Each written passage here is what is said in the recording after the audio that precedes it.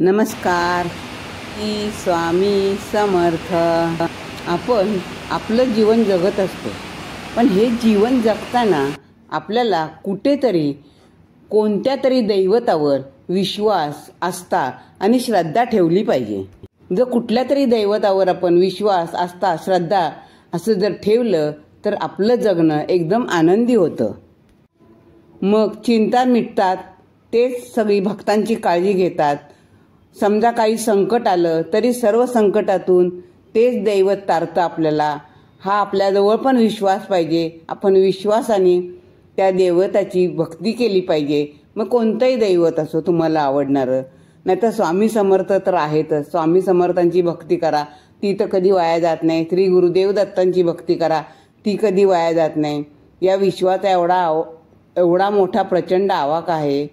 त्या जगाला चालवणारा गारुडी श्री गुरुदेव दत्त आहेत. त्या गुरुदेव दत्तांची भक्ती करा. ही भक्तांची अतूट श्रद्धा असेल तर गुरुदेव दत्त कधीही तुम्हाला संकटात ठेवणार नाहीत. कोणतेही संकट आले तुमच्यावर तरी सर्व संकटातून आपल्याला स्वामी समर्थ किंवा गुरुदेव दत्त तारल्याशिवाय राहणार नाहीत. श्री गुरुदेव दत्तांच्या आठवणीने जगण्यासाठी आपल्याला ऊर्जा मिळते. नकारात्मक भाव, भय, चिंता हे सगळं दूर पळतं. म्हणूनच श्री गुरूंची उपासना केली जाते. श्री दत्तांची पवित्र ठिकाणं, मग नरसोबाची वाडी असो, औदुंबर असो किंवा गाणगापूर असो, अशा तीर्थक्षेत्री जाण्याची इच्छा होते आपल्याला. आणि जाऊन आलो तरी तो आनंद आपला खूप असतो. गगनात मावत नाही एवढा आनंद होतो आपल्याला. कारण उत्पत्ती, स्थिती आणि लय यांचे प्रतीक म्हणजे श्री गुरुदेव दत्त. आणि त्यांचं सुंदर रूप डोळ्यात मावत नाही. दर्शनाची हौस फिटत नाही.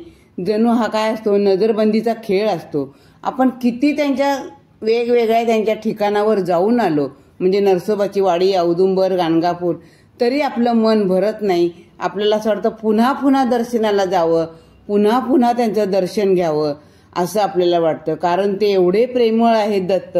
भक्तांवर खूप माया करतात. आपल्याला त्यांची कृपादृष्टी लाभावी म्हणून जेव्हा मिळेल वेळ तेव्हा त्यांच्या दर्शनाला जावं, त्यांचं दर्शन घ्यावं.